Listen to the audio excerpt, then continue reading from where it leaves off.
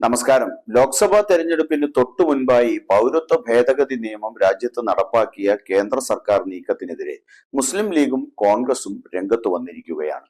CAA നടപ്പാക്കിയതിനെ supreme കോടതിയിൽ ചോദ്യം ചെയ്യുമെന്ന് മുസ്ലിം ലീഗ് വ്യക്തമാക്കി. തെരഞ്ഞെടുപ്പ് പ്രഖ്യാപനത്തിന് മണിക്കൂറുകൾക്ക് മുൻപുള്ള ഈ കേന്ദ്ര നടപടി നിയമവിരുദ്ധമാണെന്നും അത് നിലനിൽക്കില്ലെന്നും PK കുഞ്ഞാലിക്കുട്ടി മാധ്യമങ്ങളോട് പ്രതികരിച്ചു. മതത്തിന്റെ പേരിൽ മനുഷ്യനെ വിഭജിക്കാൻ അനുവദിക്കില്ല. ജാതിമത അടിസ്ഥാനത്തിൽ പൗരത്വം എന്നത് ലോകം അംഗീകരിക്കാത്തതാണ്.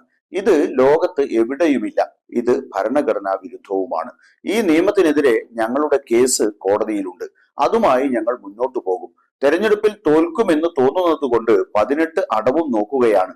ഈ നിയമം തെരഞ്ഞെടുപ്പ് സ്റ്റണ്ട് മാത്രമാണെന്നും ഇത് നടപ്പിലാകാൻ പോകുന്നില്ലെന്നും PK കുഞ്ഞാലിക്കുട്ടി കൂട്ടിച്ചേർത്തു.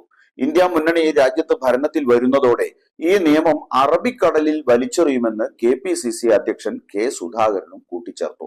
മനുഷ്യരെ വേർതിരിക്കുന്ന ഈ നിയമം നടപ്പിലാക്കാൻ ശരീരത്തിൽ രക്തമുള്ളിടത്തോളം അനുവദിക്കില്ലെന്നും സുധാകരൻ പറഞ്ഞു. തെരഞ്ഞെടുപ്പിന് തൊട്ടു മുൻപ് വിഭജനത്തിന്റെ രാഷ്ട്രീയമാണ് BJP പുറത്തെടുക്കുന്നത്. അതേസമയം പൗരത്വ നിയമ ഭേദഗതി നടപ്പാക്കാൻ കോൺഗ്രസും UDF-ഉം അനുവദിക്കില്ല എന്ന് VD സതീശൻ കോട്ടയത്ത് മാധ്യമങ്ങളോട് പറഞ്ഞു.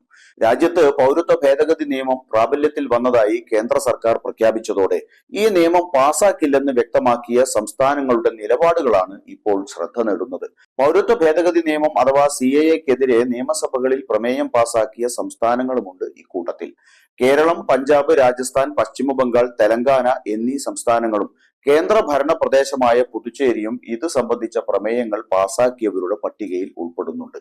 കേന്ദ്ര നടപടിക്കെതിരെ ആദ്യം രംഗത്ത് വന്ന സംസ്ഥാനങ്ങളിൽ ഒന്നായിരുന്നു കേരളം. അയൽ സംസ്ഥാനമായ തമിഴ്നാടും ഇക്കാര്യത്തിൽ ശക്തമായ നിലപാട് സ്വീകരിച്ചു. അന്ന് BJP ഇതര സർക്കാരുകൾ നിലവിലുണ്ടായിരുന്ന സംസ്ഥാനങ്ങളായ പഞ്ചാബ്, രാജസ്ഥാൻ, തെലങ്കാന എന്നീ സംസ്ഥാനങ്ങളിലെ നിയമസഭകളും CAA-ക്കെതിരെ ശക്തമായ നിലപാട് സ്വീകരിക്കുകയും പ്രമേയം പാസാക്കുകയും ചെയ്തിരുന്നു. എന്നാൽ ഇതിൽ പഞ്ചാബിൽ ഇപ്പോൾ ആം ആദ്മി പാർട്ടിയും രാജസ്ഥാനിൽ BJP-യും അധികാരത്തിലെത്തി. അതിനാൽ ഇവിടുത്തെ രാഷ്ട്രീയ നിലപാടുകളുടെ മാറ്റം എന്താവുമെന്ന കാര്യത്തിൽ വ്യക്തതയില്ല. എന്നാൽ ഈ പ്രമേയങ്ങൾക്ക് പിന്നാലെ കേന്ദ്രം സംസ്ഥാനങ്ങൾക്കെതിരെ രംഗത്ത് വന്നുവെങ്കിലും സുപ്രീം കോടതിയുടെ നിലപാട് നിർണായകമായി.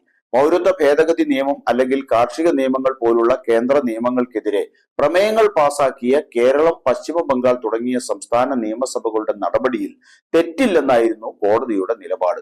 എന്തായാലും ഇലക്ട്രൽ ബോണ്ടുകൾ സംബന്ധിച്ച വിവരങ്ങൾ പുറത്തുവിടണമെന്ന് സുപ്രീം കോടതി തീർപ്പ് കൽപ്പിച്ച അന്നു തന്നെ പാസാക്കി 4 വർഷം അട്ടത്ത് വെച്ച നിയമം നടപ്പാക്കുമെന്ന ഉത്തരവിറങ്ങിയതിന്റെ രാഷ്ട്രീയം കൃത്യമായി മനസ്സിലാക്കുന്ന കേരളത്തിൽ പൗരത്വ ഭേദഗതി നിയമം കൂടുതൽ ചർച്ചകൾക്ക് വിധേയമാകുമെന്ന് ഉറപ്പ്.